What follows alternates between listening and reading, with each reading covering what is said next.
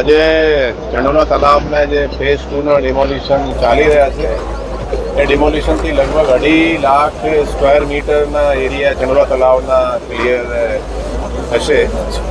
અમે આજે સવારથી 7 વાગ્યાથી ડિમોલિશનની પ્રક્રિયા ચાલુ થઈ ગઈ હતી અને એએમસીએ ખાસી સ્પેશિયલ મશીનો લગાડી છે. હિટાચીની જે મશીનો છે બહુ ફાસ્ટ ડિમોલિશન કરી રહી છે. અમે અપેક્ષાથી કદાચ 3 દિવસ ચાલશે, પણ અત્યારે લાગે છે આજે અને મેક્સિમમ આવતીકાલમાં 2 દિવસમાં ક્લિયર પૂરું થઈ જશે ડિમોલિશનનું કામ.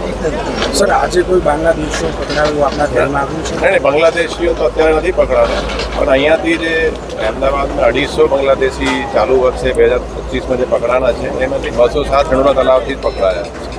અત્યારે તો એવું નથી, પણ એમાં પોલીસ ફોર્સ અમે ખાસી લગાડી છે.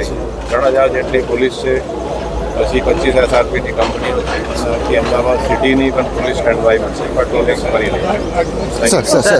સર